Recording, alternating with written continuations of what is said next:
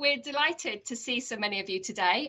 We have participants here from over 10 countries, spanning time zones, I think from about 7 in the morning, maybe it was a bit earlier for some, right through, well, I thought till midnight, but actually we have some Australian participants, and I think it's 2 o'clock in the morning. So huge thanks to all of you for taking part in this first webinar. We have a very mixed audience. A third of you are academics and not bridge players. Another third of you are bridge players and not academics, and the final third are both bridge players and academics. And this really reflects then BAMSA's aim to bridge the two worlds of academia and the global bridge community.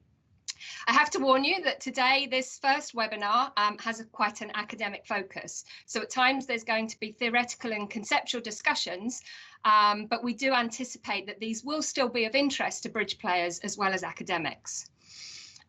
The webinar is linked to the research project Bridge and Mind Sport for All, and that's a project about the sociology of mind sport based at the University of Stirling. And on today's panel, you'll meet most of our current BAMSA team. Miriam, Jordan and Zoe are all sociologists who don't play bridge, whilst Christina and I are bridge players, and we find that this combination of outsiders and insiders works really well within our team. So this webinar is part of a BAMSA programme of online events this year. It's our first one, so we're hoping not to have too many hiccups with technology, but we are all part of a strange new world where the digital is playing a central role. And this has opened up many new opportunities as well as challenges for all of us, whether we're academics or bridge players. But BAMSA's key aim then is to do research to cover a range of bridge topics, and then we hope to work with bridge organisations in the future to use those research findings to raise awareness of the potential benefits of mind sports. Do please tweet and share on social media. We're keen to spread the word about both the research and the events. And if you do have any feedback from the webinar today or about, in fact, our new website, do email us. We're really keen to get feedback and to improve what we do. I am sharing this now because I don't want to have to share my slides again at the end of the day. So normally I probably would mention this at the end, but I thought it was just easier while I had my slides up to do it now. The next BAMSA event after this one, I know we haven't had this one yet, but the next one will be a 4-day conference at the end of June. We have 10 sessions planned.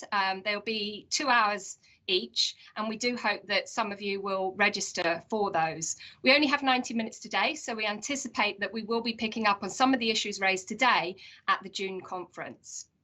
And in the conference in June, the first day, we'll be looking at bridges and mind sport. And again, that will be fairly academic focused. But the other 3 days will all very much be bridging these two worlds between academia and then bridge policy and practice. So on day 2, we'll be looking at the impacts of a global pandemic on bridge and the rise of digital bridge. On day 3, we'll be looking at age, gender and intergenerationality. And the final day of the conference will look at development and education, in particular how to promote bridge as both a mind sport and a leisure activity. We're also looking forward today to the participation of the BAMSA Research Associates and the BAMSA Steering Group. Many of those are with us today, but they will also be presenting their work at this conference in June. And that includes those who are also doing research on bridge, Marek from Poland, Tihana from Croatia, Akiko from Japan, and Jose Julio from Madeira. So now I've introduced this first BAMSA event, I have great pleasure in introducing Professor David Scott from Recreation, Park and Tourism Services at Texas A&M University. I'm just going to stop sharing my slides to let him bring up his whilst I do finish an introduction. That's me finished sharing, is that right?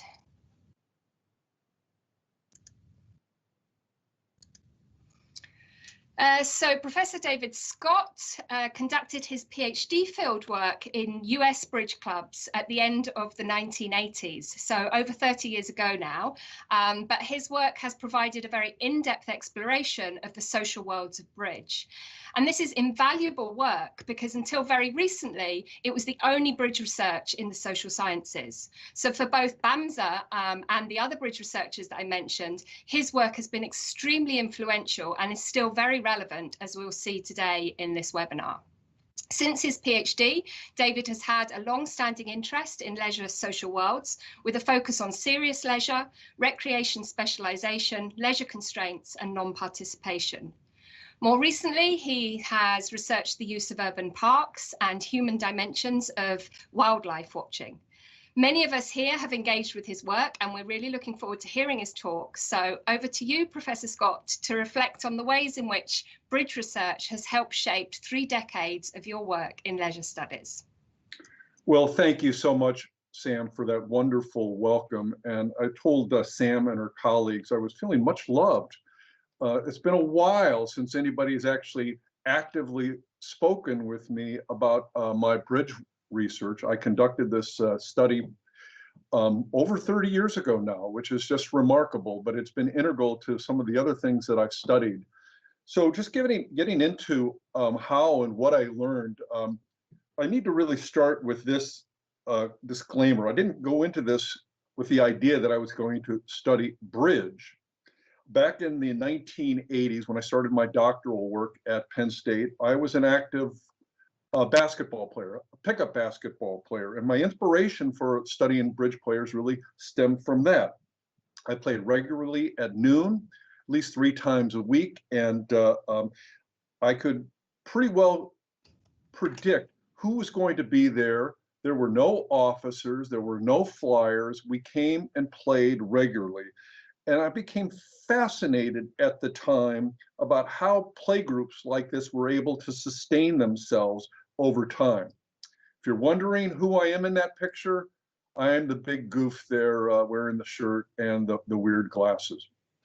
So my study of bridge was really consistent, or my interest in basketball at the time was really consistent with my interest in different slices of life. I've always been fascinated with what at the time I used to call leisure subcultures.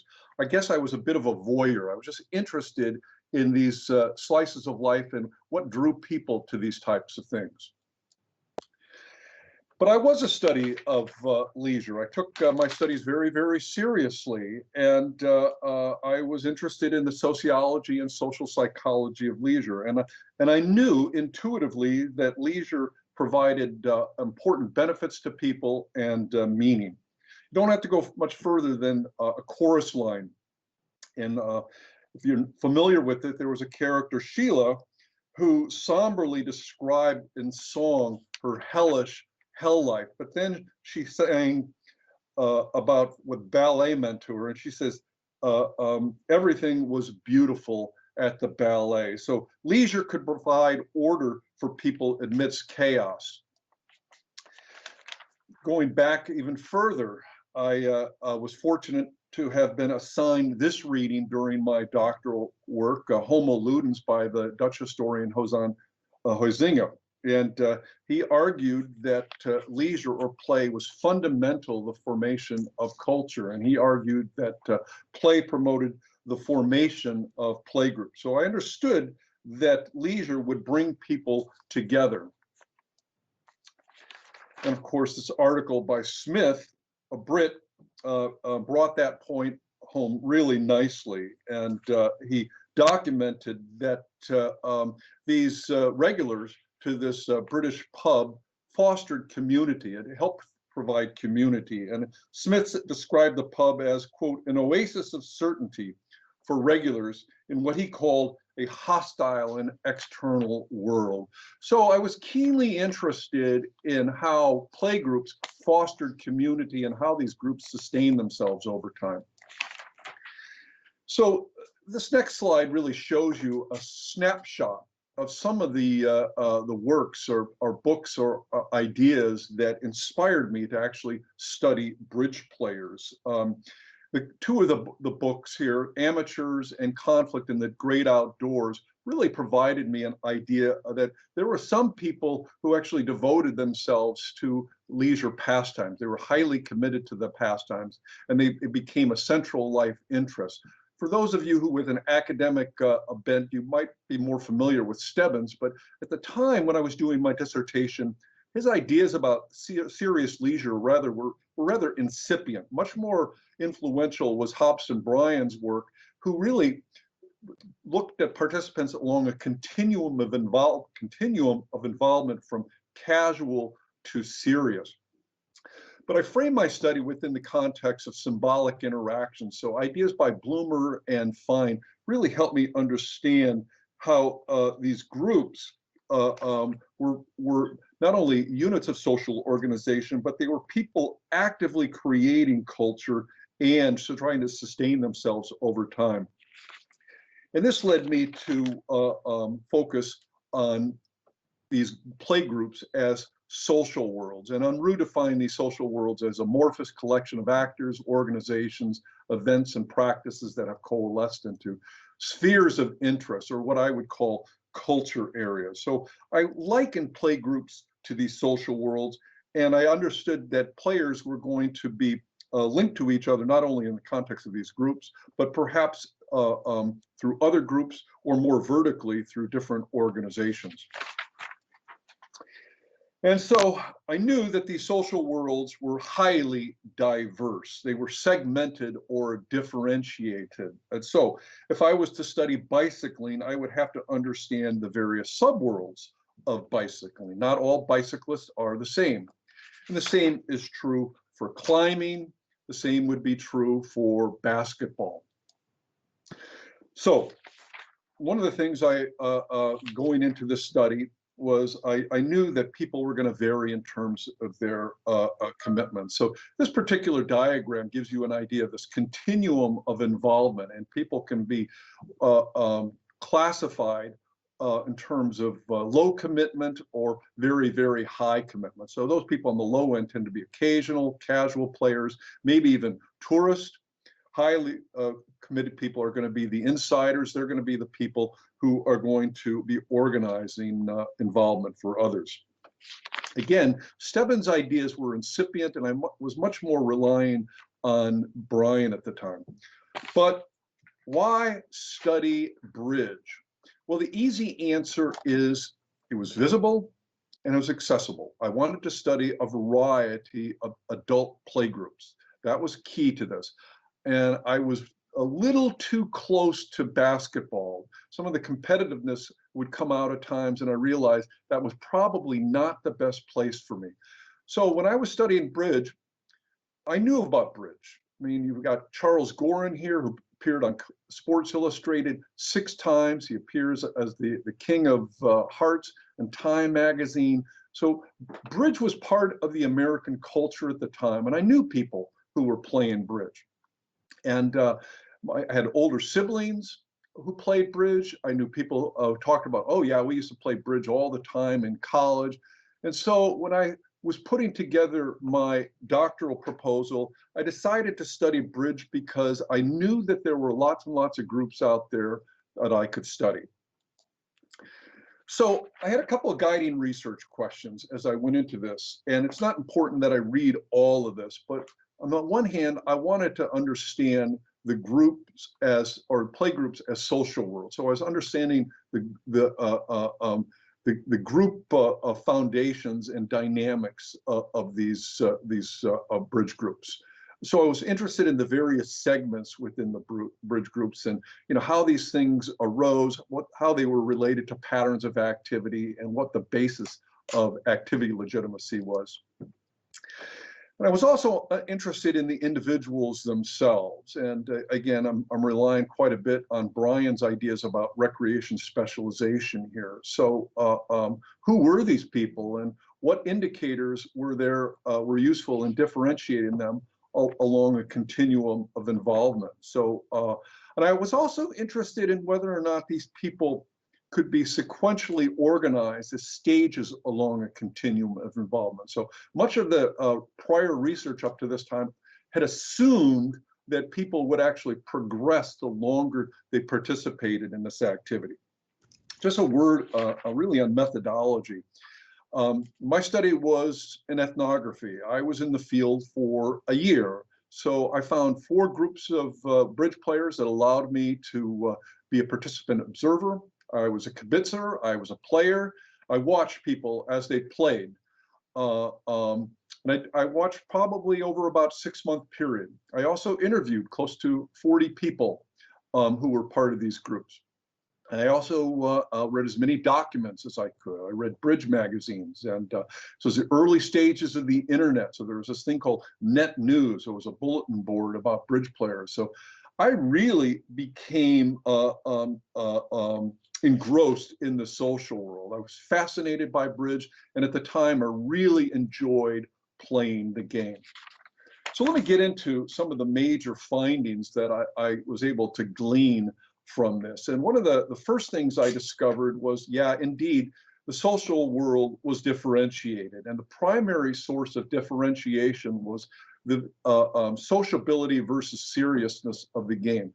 It's important to note that these were native terms by the bridge players. Early on, people would say, oh, we play serious bridge. We do not play social bridge. The social players would say, oh, we don't play serious bridge. They're too cutthroat. We play social bridge. This became reinforced over and over and over again.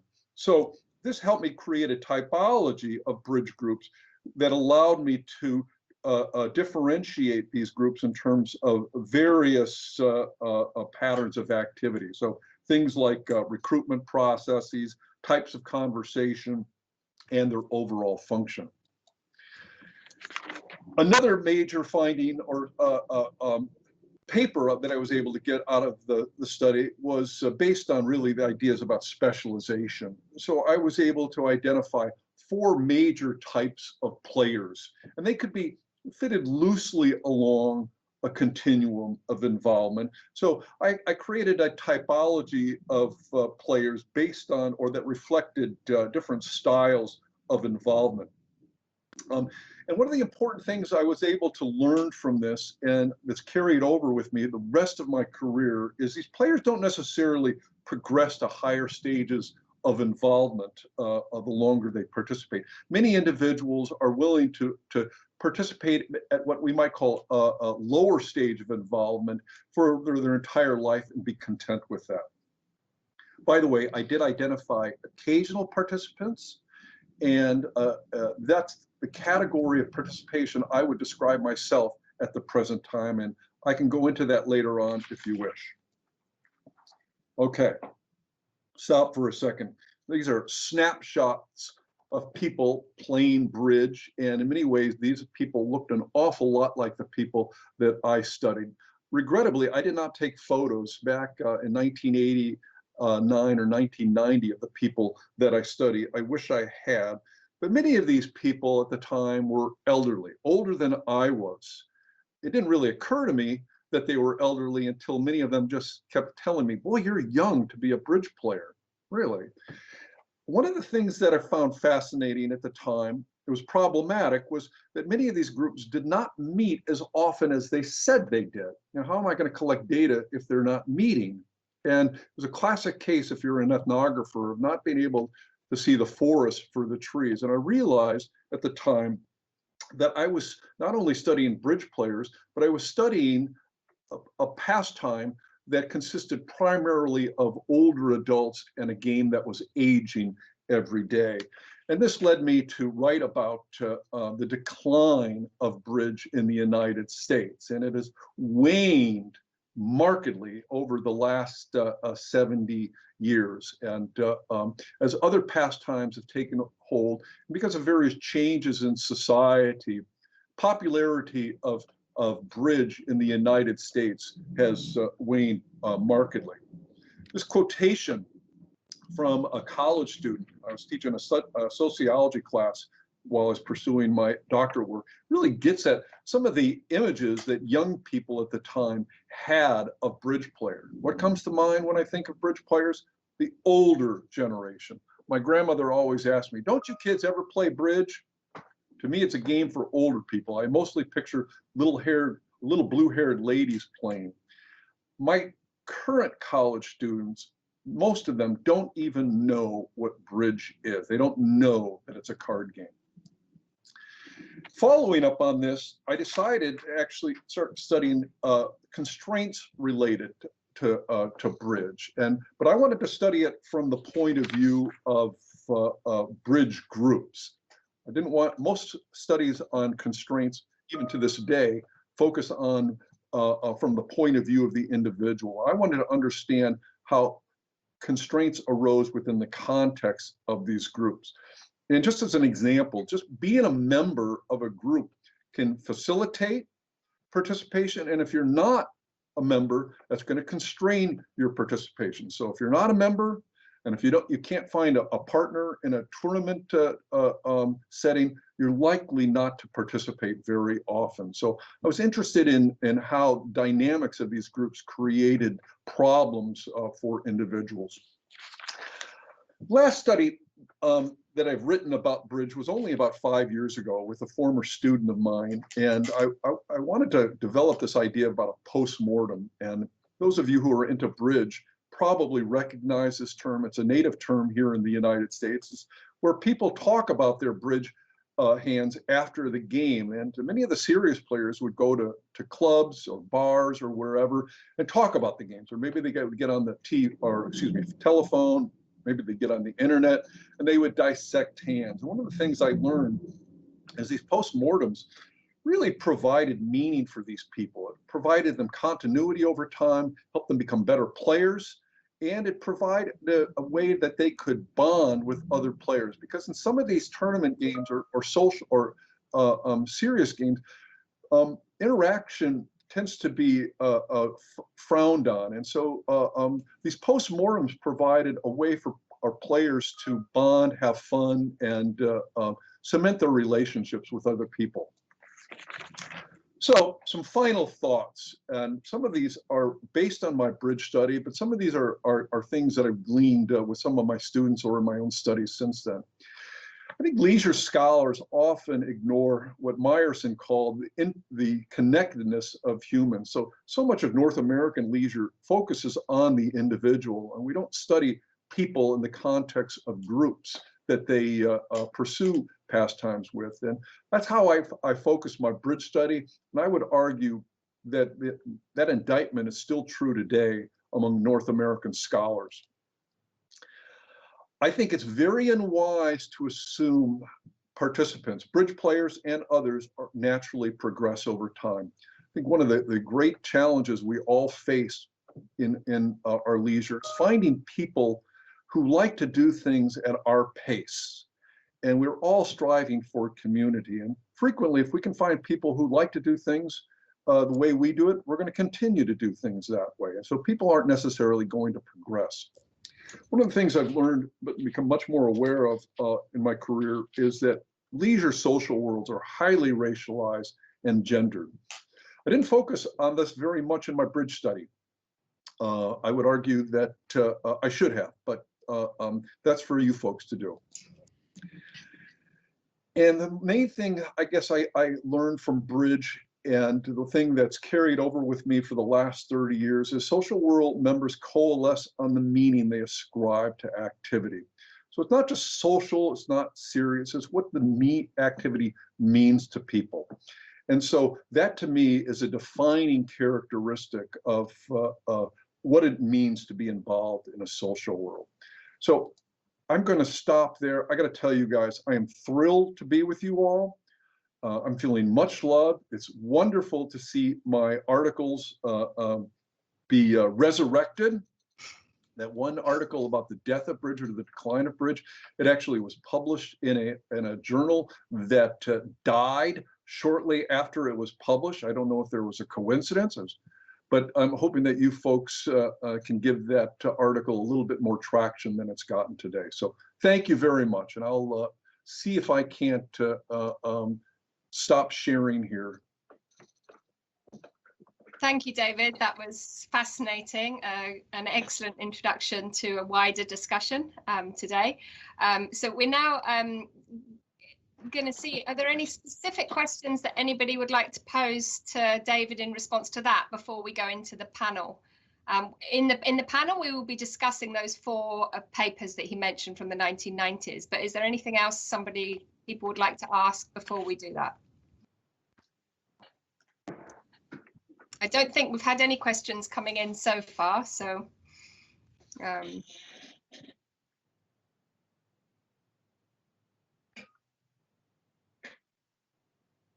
yeah, we can make we'll make this recording and we'll make the slides available on our website afterwards. So yeah.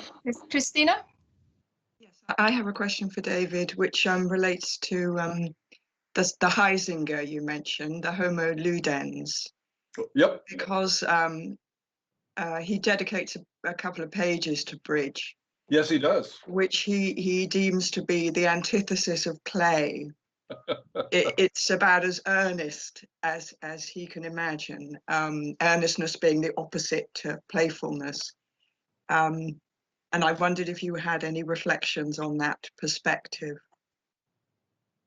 Well, certainly some forms of bridge can be highly serious, and I think he gives short shrift to the idea that some forms of play can become highly serious to people and important to people. And I saw one comment that some people, the idea was that even social groups can be serious, and yeah, in a way, people do take the participation very, very seriously. But I think Huizinga did give short shrift to the idea that these bridge groups can vary in sociability and seriousness. And even those people who are serious still find the activity fun. It isn't something that they are going to die over. I think Huizinga gave short shrift to the idea that, you know, fun was inherent even in these serious bridge clubs. Yeah, I think there's been quite a lot of comments in the chat suggesting that there's a lot of overlap between social and serious. But I think, as somebody's pointed out, whilst players may do both, they can't do both necessarily at the same time. So they may have social games with certain partners and then serious games with different partners, rather than combining social and serious with the same bridge partner. So it's quite interesting comments coming through. Do keep putting in your comments and questions, but we've now, given we haven't had other questions yet in the chat, we will continue with the panel. Each of the panel will be taking one of the papers and discussing it from the 1990s, and we will have the panel presentations all together, and questions will be raised, and then we'll give David a chance to respond to those after all the panels have presented. But as I say, do please keep putting in your questions that we'll accumulate for the final discussion with everyone. So first up then is Miriam. Dr. Miriam Snellgrove is going to talk about the 1991 paper, The Problematic Nature of Participation in Contract Bridge, a qualitative study of group-related constraints. So over to you, Miriam. You'll need to unmute. Hi. Can everyone hear me? Yeah. Yeah. Great. Okay.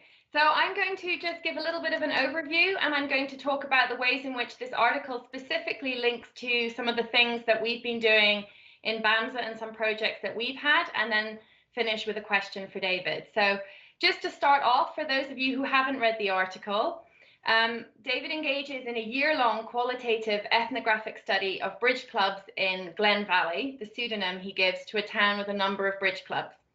And he uses bridge as a case study to explore the nature of constraint in leisure studies.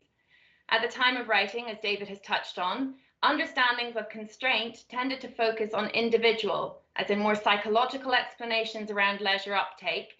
And David is trying very much to take a much more sociological and in particular a symbolic interactionist approach to understanding constraint. David argues that constraint in relation to bridge can be understood in the following 3 ways. 1, the aging complexion of bridge players. 2, group processes and interpersonal constraints. And 3, irreconcilable differences among individuals. In so doing, David shows, as he says, the interconnectedness of human activity. So I will briefly highlight key points from the 3 sections that continue to have ongoing relevance to the bridge world and our research today. So point number 1, when he talks about aging, David points out that bridge is facing a problem in uptake from younger players. He explains this is partly due to increased leisure opportunities available post-World War II, and the problem of finding 3 other players for the game, in contrast to other solo leisure pursuits. His participants memorably state, bridge here is dying a slow and painful death, and folks are dying, resulting in declining bridge tables at clubs. The problem of ageist images around bridge is also mentioned. This is even more relevant today with declining uptake in the bridge world in the global north, though you could argue perhaps that there's other things happening in China, and the keen focus by national and international bridge organizations on teaching children bridge and getting bridge into schools. In our most recent project that we started during the first national lockdown last year, we did a call out asking people to send diary data telling us how their bridging lives had been affected due to the lockdowns that had occurred globally. And we had an overwhelming response, but the majority participant base was over 70 plus. So I think that lets you know something of the nature of who is playing bridge and also who is responding to our research call. So the aging issue that David points out definitely is still a pressing and important one. His second point about group processes and interpersonal constraints. He suggests here that a connected constraint can be seen in the ways in which bridge clubs operate. To participate and know about a local bridge club demands knowledge of the bridge world already. Accessing a club can be difficult, and when a club has been accessed, problems can arise with behavior at the tables, with players being aggressive and unpleasant when mistakes are made, and unfavorable distinctions being drawn between club and social bridge players. Issues around mistakes at the table and the problems that can arise from this is something that we, Sam and I, have recently developed and explored in our paper, Playing Your Life, Managing Impressions and Strategic Interaction in the Game of Bridge. There, like with David, we use symbolic interactionist theories to show how elite bridge players advocated a form of supportive silence when mistakes were made, as getting cross with your partner only served to benefit the opposing partnership and, crucially, demoralized your partner. This was not always achieved, but something to continually work on and develop. Finally, point 3, irreconcilable differences amongst individuals.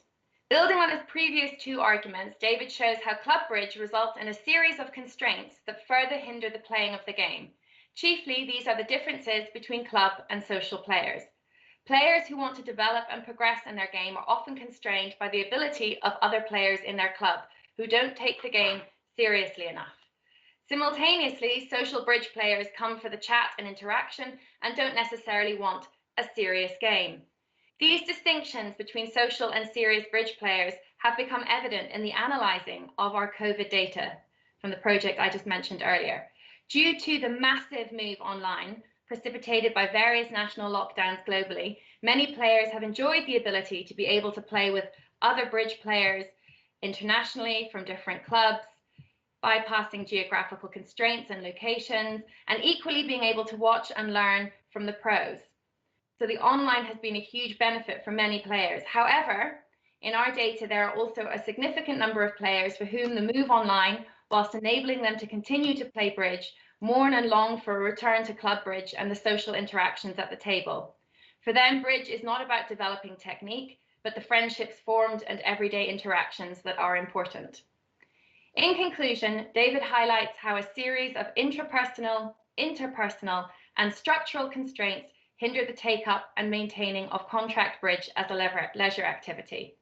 He calls for future research to explain constraints that both encourage and constrain participation.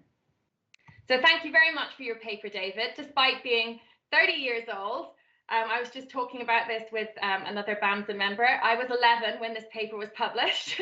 It clearly shows how the concerns and issues raised then are still relevant today, some of which I have mentioned. And as I said earlier, we've used in symbolic interactionist theories as well to challenge more individualist conceptions of leisure. However, arguably, I would say the most significant change and difference between then and now, and one you could hardly have anticipated, has been the arrival of the pandemic and the ways in which COVID and the attendant national lockdowns has affected social, club and tournament bridge. With online bridge booming and many people playing now more than ever before, as well as being able to play with people from across the globe, from different clubs, and also to watch professional bridge players play, I wanted to end by asking you this. How and in what ways do you think digital bridge can be conceptualized as different from traditional face-to-face bridge? Thank you. Thanks, Miriam. We're going to move straight on to Jordan. And David, you can collect the questions and decide which ones you want to focus on. There's also other questions coming into the chat that you might like to look at. So now it's Jordan McLean, another of the BAMSA team, who's going to be looking at the 1992 paper, an analysis of adult play groups, social versus serious participation in contract bridge. So both of these first two papers were published in Leisure Sciences.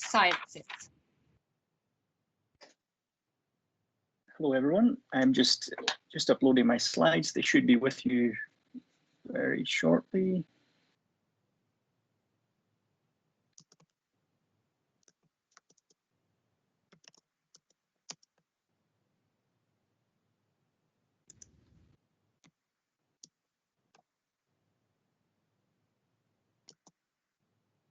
Great, we can see them. Okay, yeah. So I would just like to first of all thank Professor David Scott for his wonderful presentation on bridge. It was absolutely fascinating to hear how the studies have been developed and taken forward into reflecting on the BAMSA team's research. I'm currently a research assistant for the BAMSA team. I've just started in January. I'm very excited to be discussing David Scott's and Jeffrey Godby's 1992 paper, an analysis of adult playgroups, social versus serious participation in contract bridge. Two bridge worlds. So Scott and Godby's paper intriguingly presents bridge as existing in two worlds, serious and social bridge. The depiction of bridge as two worlds is inspired from an interactionist theoretical lens of a social world perspective. The methodology is ethnographic from a year-long observation and interviews with bridge players in 5 bridge clubs. The differences between the serious and social bridge worlds is exemplified in Table 1 within the paper. And there are several components of these interactionist differences, including recruitment, function, gameplay, setting, management, rules, sequencing of activity, topics of conversation, stakes, partnership formation, club members, interpersonal relationships, and substitutes. In the world of social bridge, players are invited by special invitation with friends in a relaxed atmosphere involving food, drinks, and chatter, usually in a player's home. Rubber or party bridge is played with partners who are randomly assigned or through member substitutes, and gameplay loosely follows the rules. Social bridge is horizontally structured and tends to be legitimated by women. In the world of serious bridge, however, membership is based on skill. Partnerships or partner substitutes are assigned in advance.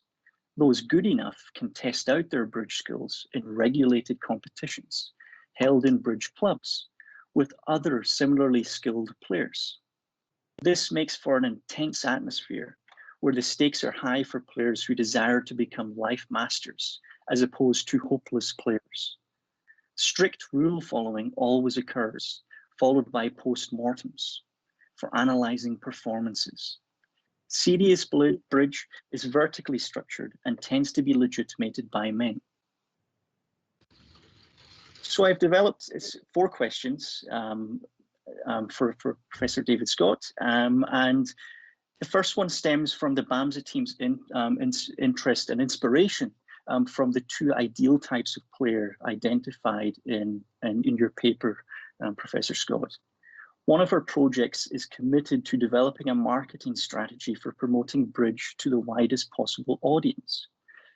Since the publication of your paper, Do you foresee any other types of bridge players? And if so, in what ways are they differentiated?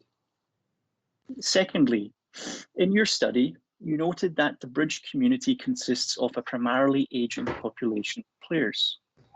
Is the age of players in your study generalizable or more diversified to bridge players in clubs today?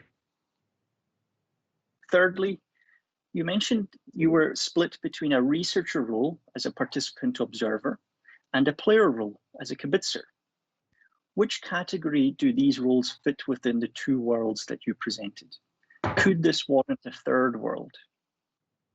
And finally, a prominent trend in the sports management literature is a similar dichotomy between amateurism and professionalism. Is the amateur-professional dichotomy consistent with your conceptualization of bridge as two worlds? Thank you very much. I'll pass back to Professor Samantha Punch. Lead on to the next speaker. Thanks, Jordan. Next up is Zoe Russell, and Zoe's going to be talking about the 1994 paper, Scott and Godby, Recreation Specialisation in the Social World of Contract Bridge, and this was published in the Journal of Leisure Research. Thanks, Zoe. Thank you, Sam, and thanks, David, for your paper. So this is the 1994 paper, and it leads quite nicely on from the paper that Jordan has just discussed. So this paper brings recreation specialisation, which was mostly used in relation to outdoor environments and activities, to the world of contract bridge. So the idea of recreation specialisation invokes ideas of diversity among the participants of a given activity and different styles of involvement. So there's a specialisation continuum which exists in activities ranging from high to low. David's paper cautions, though, that specialisation is not simply where one progresses along a continuum, becoming increasingly specialised over time, and the paper aims to make clearer the conditions under which people specialise in an activity. So when applying this to contract bridge, recreation specialisation was used alongside the idea of social worlds, which we've heard about. And so in bridge, the idea of having the social and serious bridge worlds. So this paper asks, what types of players are there in the social worlds of bridge? What indicators are useful in differentiating among players? And are the types of bridge players sequentially organised as stages on a continuum? So the paper suggested a fourfold typology of groups of players, which represent ideal types. So we have tournament players, regular duplicate players, regular social players, and occasional players. Implicit in the study of recreation specialisation is this sense of incremental progression from one end of the continuum to another over time. And so David suggested that this is not the case among the four types in the bridge world. Rather, these four types represent unique styles of involvement. And as we've heard, maybe few social players had aspirations to become serious players, for example. So the paper presents insights into each of the four categories and the ways that players self-identify within them.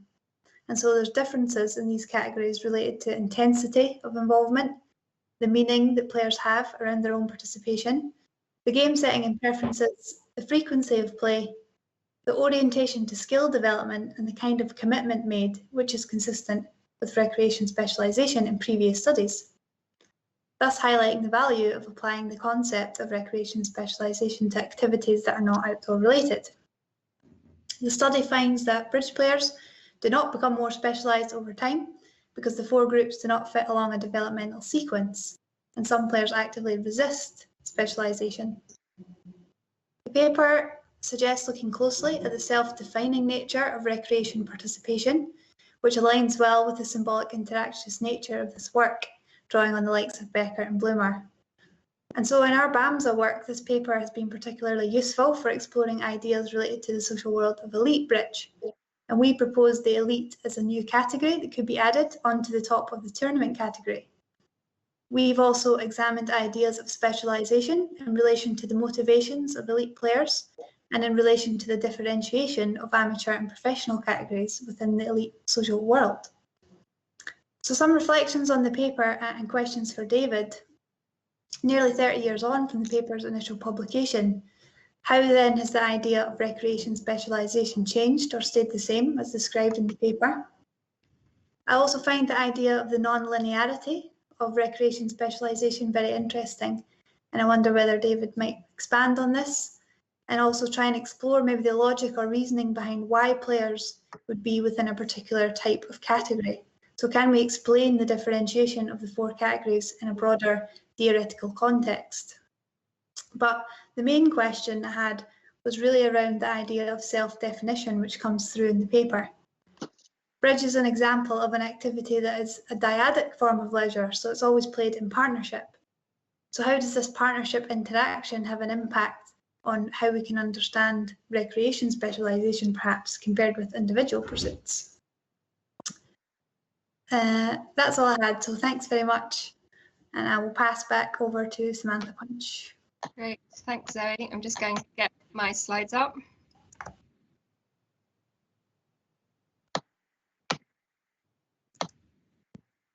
Okay, are you seeing that? Can you nod, Zoe, if you can see that? Can you see my slide? Yes. Okay, thank you. Just so I can check. Thank you. Okay, so the final paper from the 1990s that we're going to discuss is the narrative, a narrative analysis of a declining social world. And this is the paper that David hopes will get a bit more exposure. So we're starting to do that for you now, David. So this paper discusses the growth of Bridge that focuses on the 1930s to the 1950s. And it gives several reasons for this growth, that it was cheap and fun home entertainment, that people learnt through their social networks, they learnt through family connections and within the neighbourhood. And it was at a time when cards was a very popular pastime. So at that time, there were a lack of competing interests. It was fashionable and it got a lot of publicity in newspapers. Here is a picture of Zia, who the Bridge players here will recognise Zia because he's probably our most famous player, but he is only a celebrity in our Bridge world. Back then, top Bridge players were like minor celebrities in their own right, and they were both role models and promoters of the game in wider society. And back then, people also played more simple systems, so it was also easier to follow and understand if watching. And the decline then gradually began from the 1960s onwards. At that time, from the 1960s, there were more leisure choices that have become available, and many of these alternatives were quicker to learn than Bridge. There were some key lifestyle changes, as, for example, work began to involve less manual labour, so hobbies became more physical to compensate for the lack of activity at work. More women were going out to work, so they had less time to play, especially during the day. And although Bridge had been successful in newspapers, when television came into force, there wasn't much successful TV coverage. It is very hard to make Bridge exciting for spectators to watch if they don't know how to play. You do need some knowledge in order to follow it well. And there's also some intergenerational tensions that this paper says partly explains why young people don't play in Bridge clubs. And some of the other papers have already touched on this, that Bridge clubs aren't always the most friendly of places for various reasons, and young people aren't always most welcome. And in turn, older people can feel threatened by younger people coming in and beating them, or coming in and playing more creative, innovative systems that older people find threatening or don't understand. So young people can feel restricted and not welcomed by older people, but it can also be reciprocal. And many of the papers have already touched on this, and David touched on this himself, that all of this feeds into the negative images which hinder the future growth of Bridge. And this really speaks then to the ongoing work of BAMSA, because we're very interested in how we can tackle these stereotypical images of Bridge as a dull game only for older people, when in practice all ages can play and all ages do play. The paper points to some theories of social change to explain this, and perhaps even though this was 30 years ago, perhaps some of these are still the case today, where time is scarce and life is lived at a fast pace. People have more limited concentration spans as they flip between activities or do several activities at once. And linked to this is the increased desire to own material goods. Perhaps cards are just too simple. Maybe cards aren't perceived as an exciting enough activity to spend time or money on. So alongside this commodification of leisure and increased time pressure, leisure's also become de-skilled. People lack patience for perseverance that's required to build up the skills to get good at bridge.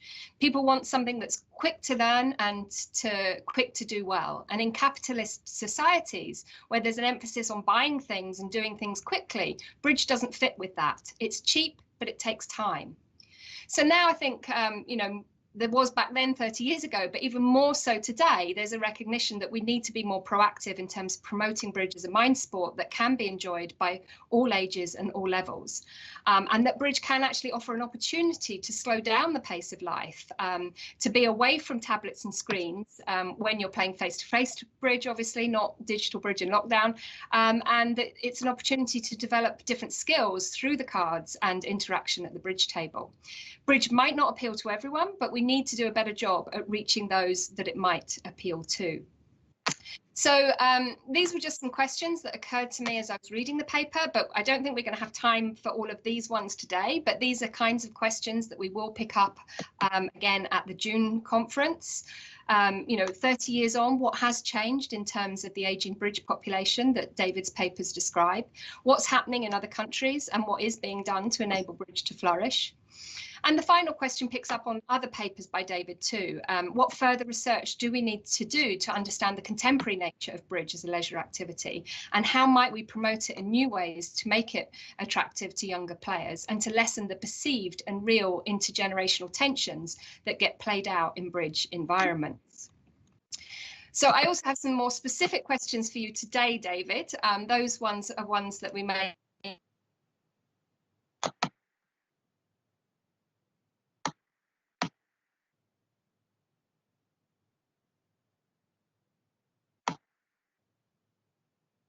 in the social world of bridge. And I think this relates to one of the questions that I've seen coming up in the chat is, do you perceive bridge as a sport, as a leisure activity? How would you describe it? You began your talk by comparing bridge and basketball, for example. Yeah. And finally, what do you see as the key similarities and differences between recreation specialisation and the serious leisure perspective? As you said, back then, the serious leisure perspective wasn't really as fully developed as it is now. So now, where do you see those key similarities and differences?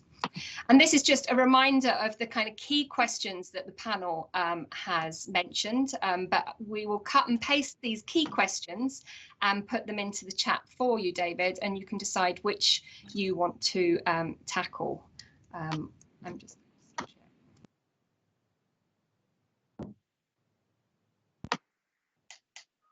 Okay, so we will put those questions in the chat, and David, it's back to you to decide how you'd like to tackle all the questions that your papers from the 1990s have raised for bridge researchers today. Well, can you all hear me okay? Yeah. Great, great. Thank you guys for wonderful presentations. I wish my mom were alive so she could have seen that. She would have been really proud of me.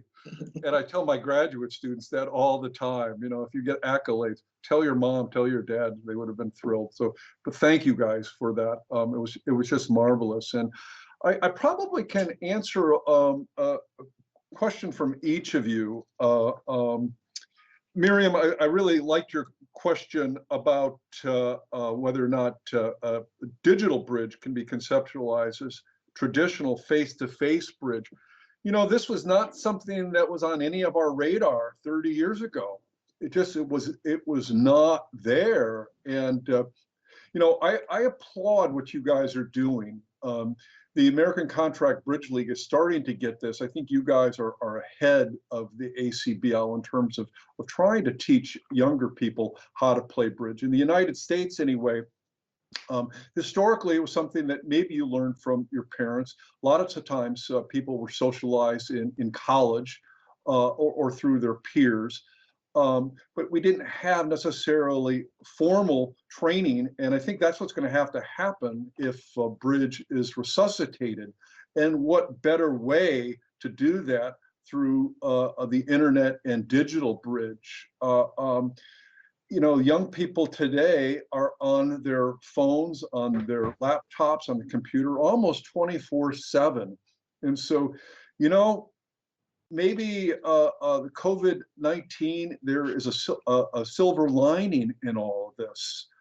For example, we would not be perhaps having this type of educational format had it not been for COVID-19. So I think the digital format is something that will be very attractive to young people, and who knows, maybe they'll find it interesting enough that after COVID or in time, they'll say, you know, I think I'd like to do this face-to-face with people. So I think there's a tremendous opportunity there to expand interest and knowledge of bridge through digital formats. Again, this was not something that was on anybody's radar 30 years ago. Bridge players that I talked to or read about said, internet's going to be the death of us. I think you have an opportunity to make that statement false.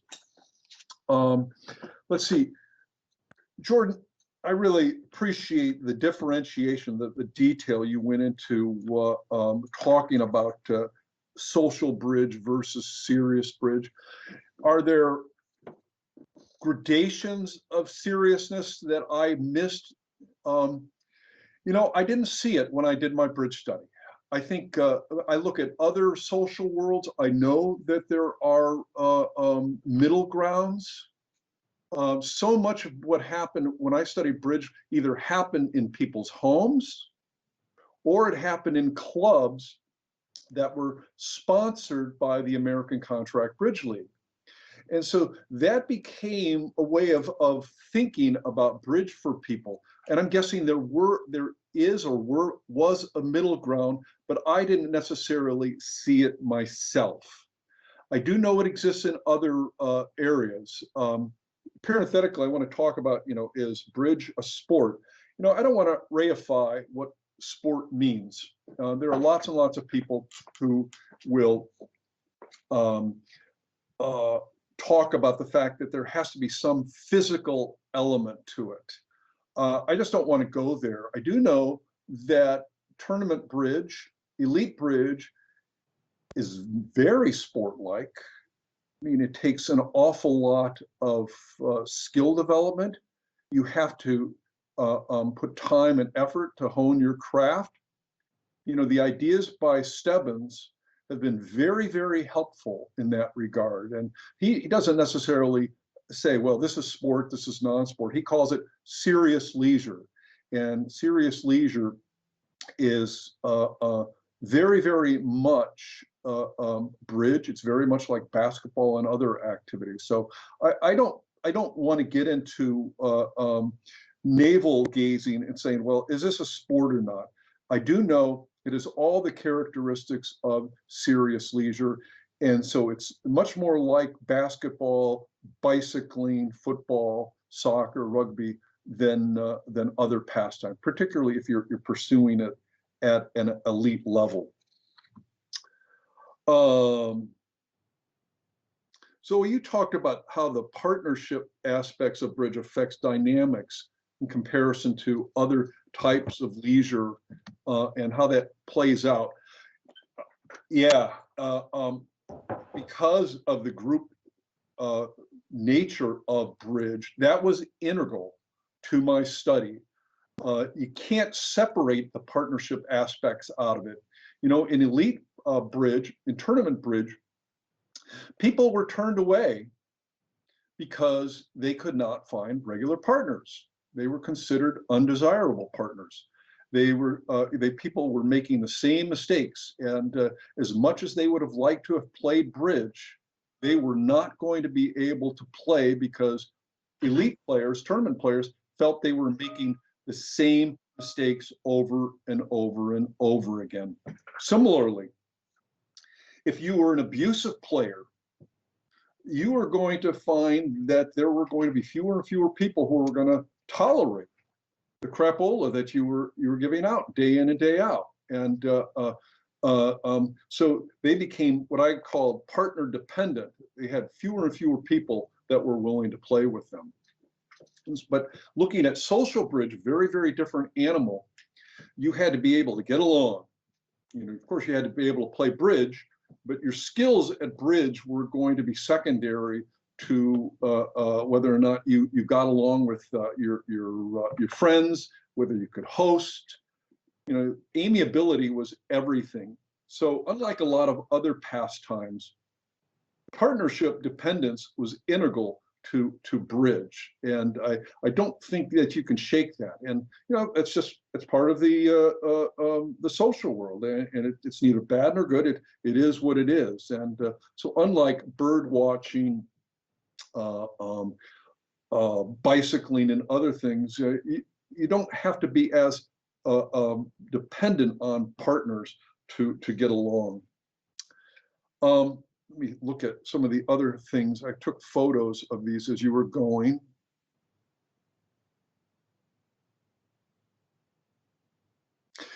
Sam, you talked about differences between recreation specialization and serious leisure. Oh, goodness gracious. Opening a can of worms there. I've written extensively about this over the last 10 years. Bob Stebbins, who coined the term serious leisure, he's been a very close colleague of mine. He's been very, very helpful. He and I get along really well. I've taken him to task here and there. And, you know, the big question I had, and I wrote a paper about this about 6-7 years ago, is, you know, had Bob Stebbins and Hobson Bryan been in the same room in the 1970s, would they have used the term serious leisure, recreation specialization, you know, whatever? And, you know, academics get really possessive about their ideas. You know, we're proprietary, and our academic livelihoods are sometimes dependent on having our ideas have currency.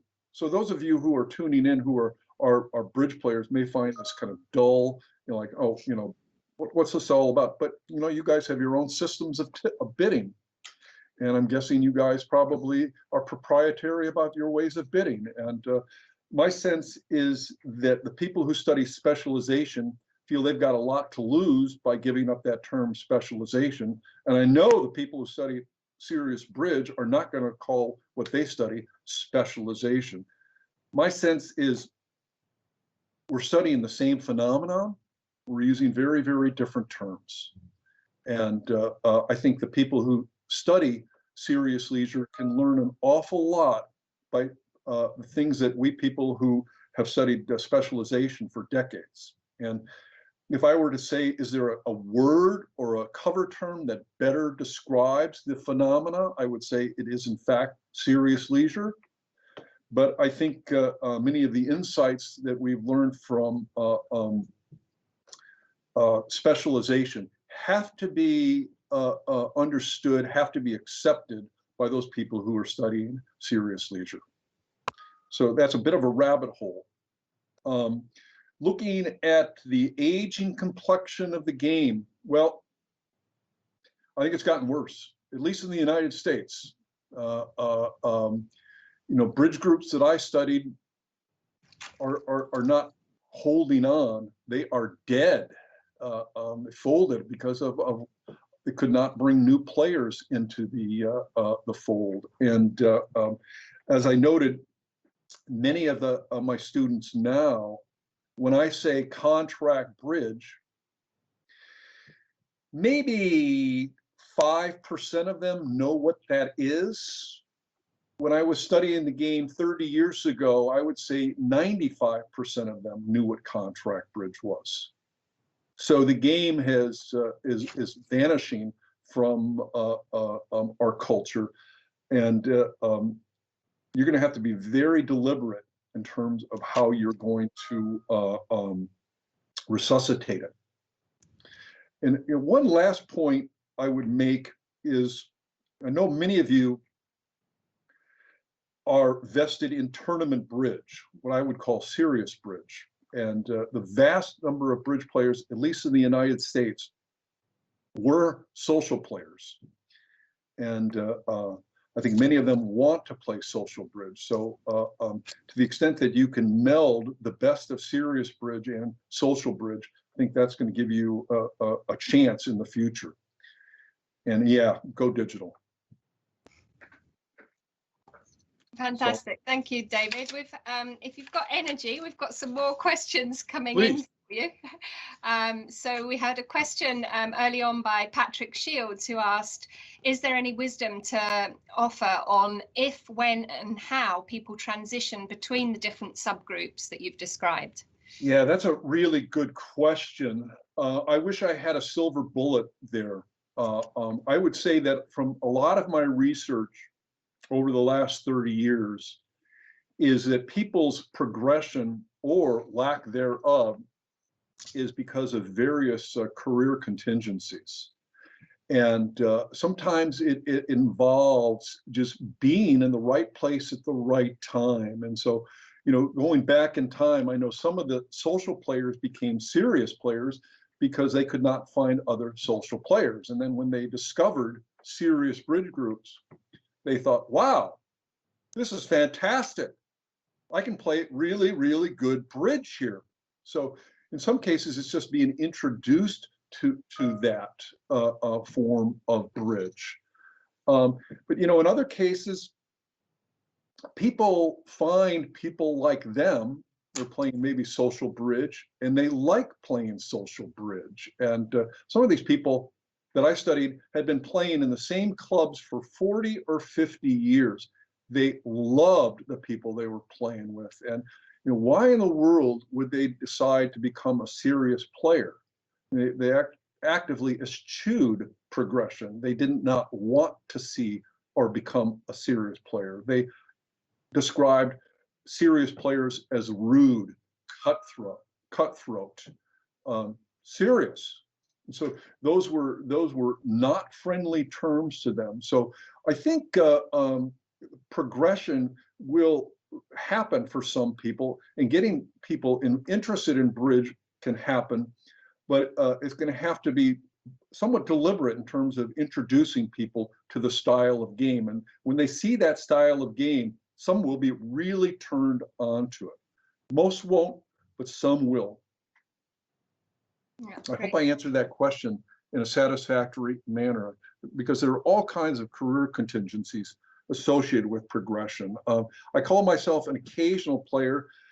I became a father shortly after I did my dissertation. I discovered if I wanted to remain an academic, I actually had to act like one, like do research and write. And so I put on my back burner serious involvement in a whole range of pastimes. So those were career contingencies that really stopped my progression in anything besides work. You know, I think a few of us here might be able to relate to that. Yeah. There's some other interesting questions coming in. Chris has asked to hear your thoughts on bridge and class. His experience in Sydney is that it's often played in more affluent areas with higher social economic status. Is this similar, do you think, around the world? And if so, why is this the case, and how can that be changed? Well, yeah, that's a good question. I think, well, let me back up. I told you that I consider myself now a social or an occasional player. When I got involved in bridge, like a couple of people on your team who are non-participants, I was a non-participant, really. I mean, I knew the rudiments of the game. I got into it with most cursory skill level. And by the time I got done with all of my research, I was gung-ho. That was a term that a lot of bridge players used. And I thought, well, this has just got to be the greatest game in the world. And I think the game has got a lot going for it. I think it's exciting. It's arousal seeking. I mean, it's fun. And I think that can transcend gender, race, ethnicity, income, age. So I don't think, though, that you're going to introduce it to, let's say, lower income population with the Bill Gates of the world. I mean, they're going to have role models that look like them. And so I'm an American, so some of my examples will probably be relevant to Americans. So I don't know if you guys know who Charles Barkley is, African-American basketball player.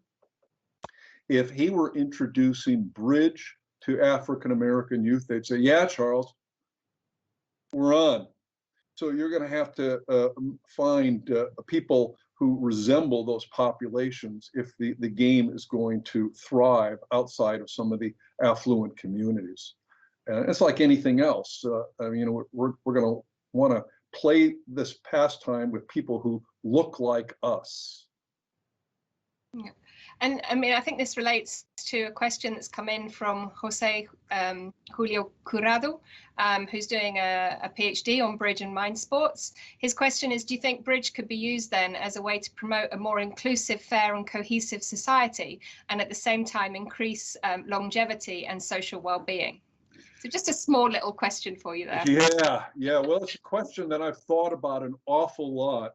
And I get at this a wee bit in the article where I distinguish between social bridge and serious bridge. And, the social clubs are not particularly inclusive. I mean, those clubs are formed in order to cement friendships, in order to further the friendships. And it's a vehicle for celebrating, friendships. And so bridge is just one of maybe potential many activities these people participate in. And oftentimes the people who participate in those clubs look an awful lot like those other people in the clubs. Serious clubs, on the other hand, can potentially be more inclusive. The groups that I studied, there was a much greater diversity of gender. There was diversity in terms of race and ethnicity. Some, I don't want to push it too far. And so I think people are willing to deem some of the outside statuses that might get in the way of a healthy friendship in the serious clubs as irrelevant, at least for the time being. And I think the serious involvement can potentially contribute to some of these interpersonal or interracial ethnic differences as irrelevant or like misguided. So I think it potentially can do that, but you're going to have to be very deliberate about it. And you're going to have leaders who believe, bringing together these diverse people is really, really important. And they're going to have to at least set the example. Is it going to save, or is it going to result in world peace? Well, let's take one bridge player at a time. And we have a kind of a related question from Heather Gibson. She says, the focus on the decline in social bridge is also reminiscent with Putnam's Bowling Alone and his focus on social capital, all published about the same time. Can we also integrate social capital in our analysis of social worlds? Since you did your initial work, we have certainly recognized the importance of social interaction as part of these social worlds. Our latest conceptualizations of enduring involvement also recognize the importance of the social. So the question is, can we integrate social capital into our analysis of social worlds? Well, the simple answer is yes. Heather Gibson is the one other individual I actually know. She's a colleague of mine, unless there's a different Heather Gibson. She's at the University of Florida. So I think I know this Heather quite well. And I think the answer is yeah. I became familiar with Robert Putnam's work as I was writing articles. He had actually written an article, can't remember the journal it was, on Bowling Alone. And I sent him my article on the decline of bridge, one, Sam, that you actually presented. And he emailed me back and we exchanged conversations. And one of my claim to fames is that if you read the book Bowling Alone, I am the very first footnote in that book. So some people actually derive their fame from actually writing books. My claim to fame is a bloody footnote.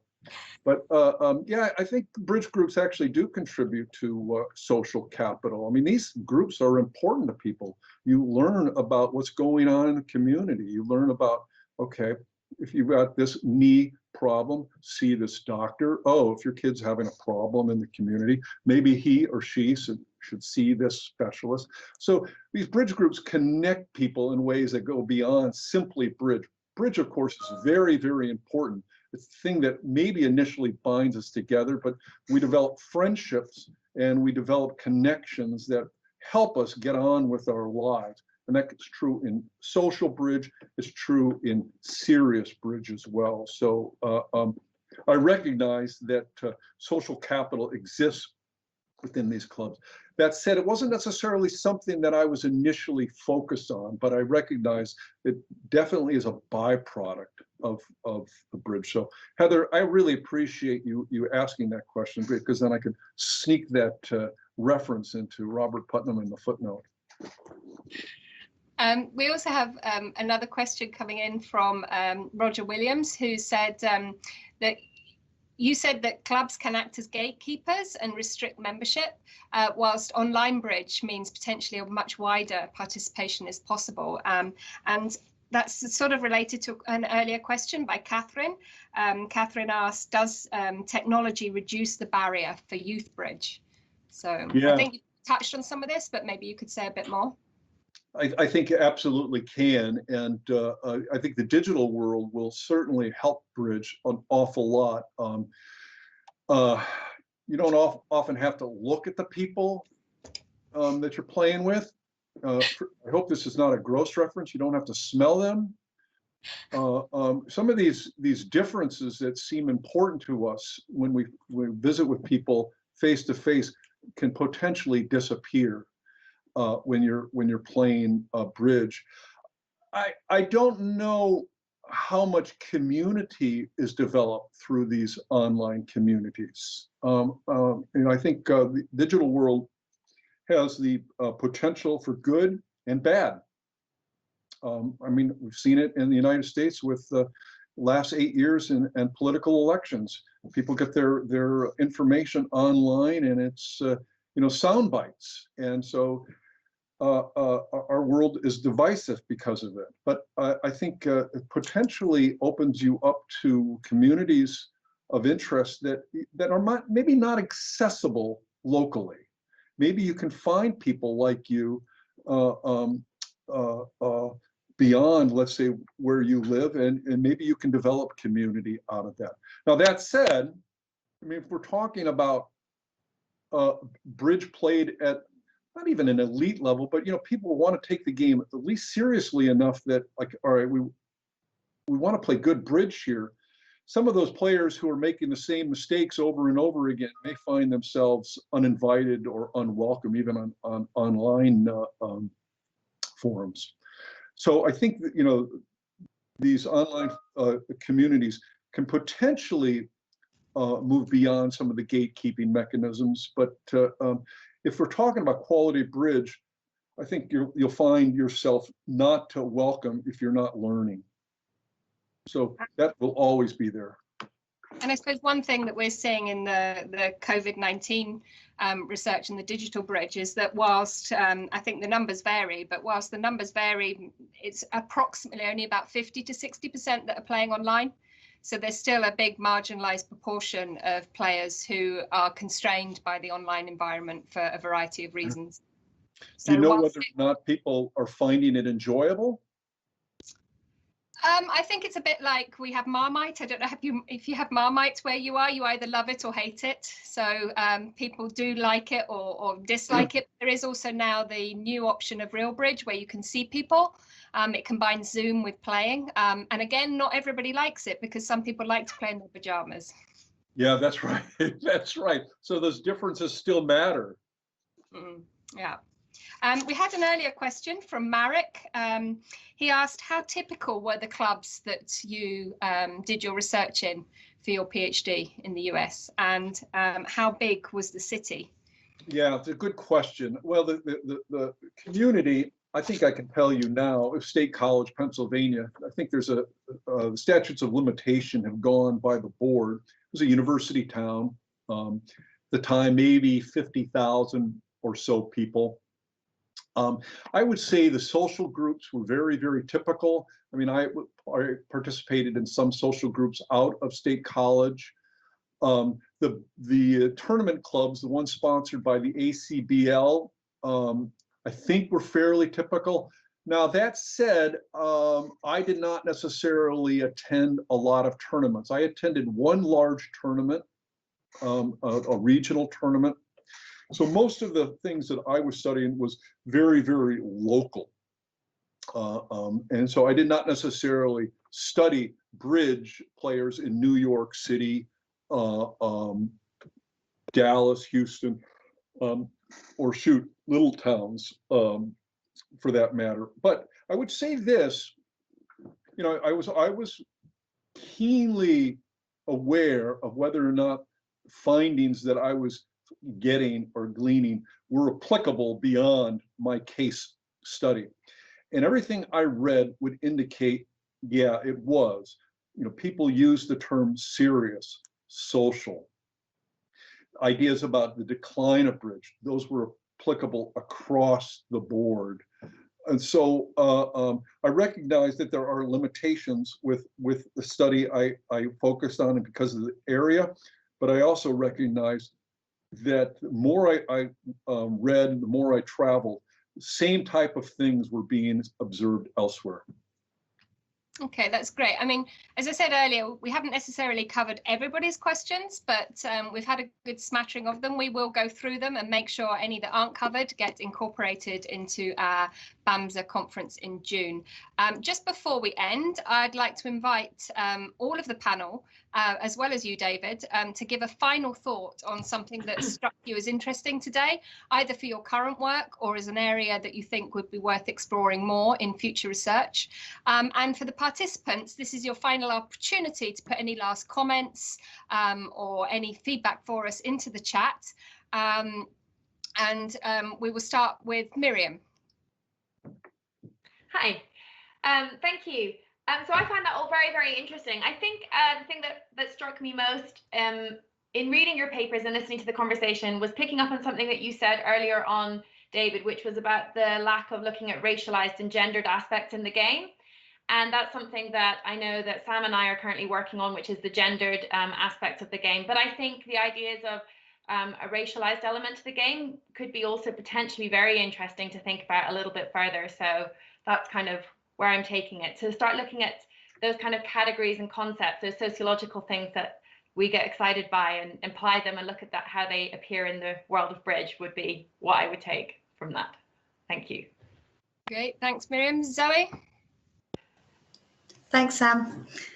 I think for me, the thing that's, you know, particularly interesting, David, you spoke earlier about some of the kind of, I suppose, universal qualities of bridge that give it that sense that it can speak to people regardless of issues of race, gender, age, etc. But then, you know, we've talked quite a lot today about the diversity and the differentiation within different worlds of bridge and different geographic contexts. So I think it's quite interesting to think about how to unpack that and think globally about how to understand how bridge dynamics play out, but also to try and capture some of that sense in which there could be universal aspects, you know, that could be applied in that global sense. Thanks, Zoe. Jordan? Hi, David. Thank you very much for your feedback on the questions. I thoroughly enjoyed your presentation, and I think for moving forward with the BAMSA team, the particular area that I'm interested in from developing on from your work is exploring the types of players, but in a different context. So looking within the context of Scotland, or looking within the context at an international geographic level. I think we've touched upon it today in terms of the online use of the online connections that we have now through these platforms, and by developing on from these and trying to engage with players across the world, I think it will open up avenues to further contextualize the different types of players, and I very much look forward to looking at that. Thank you, David. Thanks, Jordan. Christina? Yes, my takeaway message was similar to Miriam's. I love the way, David, you described the game as exciting and fun, and that it transcends gender, ethnicity, income, age. I think that's just so true, and our challenge is how we communicate that and how we find the research to back that up. And your mention of role models, you're absolutely right. We need to find those role models that represent those neglected types of players that we're looking for. But a fascinating afternoon. Thank you. And David, any final concluding thoughts from today? Again, I would thank all of you for your interest and your participation. You've made me very happy about all this. But I would tell you, I think you guys are doing this absolutely right. When I started my doctoral research, I was happily oblivious about how to position this thing. I was interested in just trying to understand these social worlds and what they mean to people. And it became very apparent afterwards that I had to actually position my study, my research, my papers in ways that actually were important to what I would call leisure service organizations or providers. And so I didn't necessarily think about the benefits of bridge, the benefits of leisure in general. I took it for granted these things were important. And I think the more that you are able to position bridge as being good for people, not just bridges in maybe maintain an active mind across the lifespan, that's really important, but that there are other benefits as well for people in terms of community, perhaps social capital, civic engagement, maybe even breaking down barriers between groups that have historically been hostile. So I commend you and encourage you to really further our understanding of what bridge does for us collectively. So thank you. And thank you. I mean, I'd like to just take this opportunity to thank all of the participants today. We've had some fantastic comments and questions coming in to the chat. Particular thanks to the panel speakers, and of course to you, David. You know, not only are we delighted to have finally met you, we've made you work hard today and you've lived up to our expectations. We really are keen to hear from all of you as participants, because this is our first event and we'd like to be able to improve this experience for our June conference. So any feedback from you would be much appreciated. Do please get in touch, email us, and we really hope to see many of you again in June. Thanks very much. Thanks a lot. Thank you all.